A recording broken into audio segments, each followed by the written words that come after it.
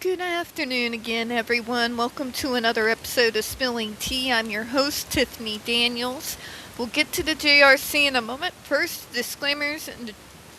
If you are unfamiliar with the Stop the Shocks campaign, you will find pertinent links right there in the description box. Should you like to do a deep dive, you should be able to go ahead and do so.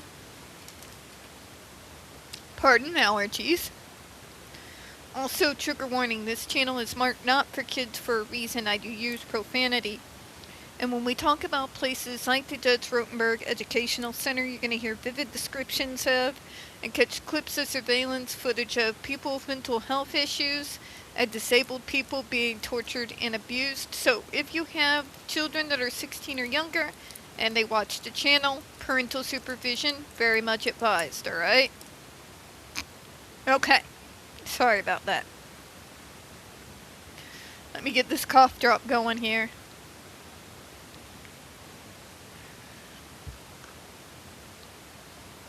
I remember when winter didn't mean like dying from allergies. Do you all remember that? Sorry. Alright, so let's see what Mary Lyle has to say. I would like to see the IACC prioritize research on how many autistic people have sleep disorders and what treatments are effective. Again, for me, I have a whole regimen I go through every night just to knock myself out. So I would definitely would love to see some research done into that. Preferably not something that could attack my liver later down the line. Alright, and let's see what Sarah has to say. She says she's a female, late diagnosed, 38 on the spectrum, and would especially like research to be done regarding correlation between masking and substance abuse. Interesting, because there's a lot going into that. And what I remember, and part of the reason why I became such a raging alcoholic, is the not so fun parts of my diagnosis when you're drunk, not quite as noticeable. And certain barriers that you usually have up are just essentially non-existent. I'd be a lot more willing to talk to other people, more willing to network, more willing to be amongst the humans out in public for longer than an hour at a time. But, oh boy, the complications and life destruction of being an alcoholic does not make any of that worth it. Not at all. It makes me wonder, are we talking about that it seems to be somewhat easier to mask when we are quote-unquote medicated? I don't know that that's necessarily the case. I think that, like most people on alcohol, would think we're doing a lot better socially than what we actually are. What I mean by that, for us, when we're in the moment, it feels like, fine, I'm socializing, everything's great. What the outside world saw was a drunken autistic mess of a person. I was louder, more obnoxious, more clingy and annoying. My anxiety and paranoia levels shot through the freaking roof. So, what I think substances do is it kind of blunts a lot of the things that would usually keep us from being more out there.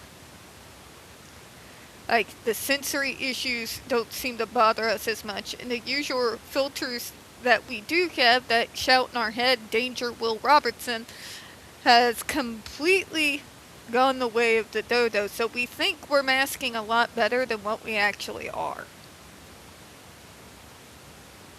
I do think that's part of it.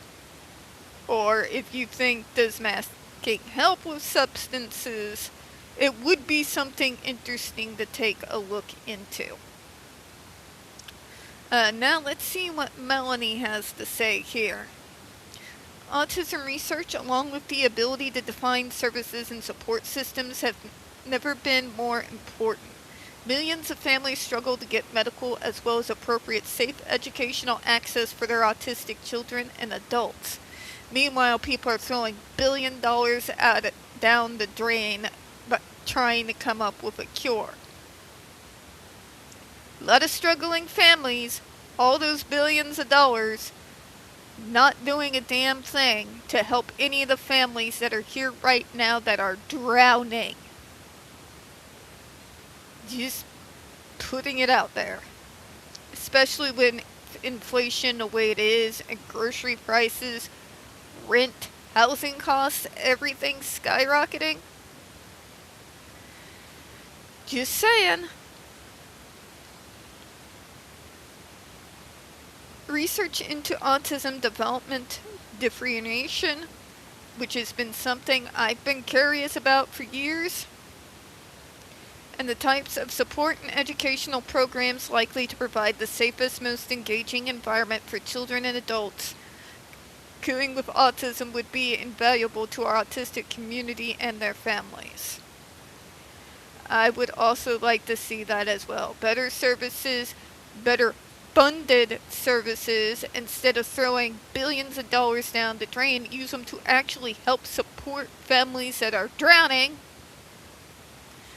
I've got feelings, if y'all can tell.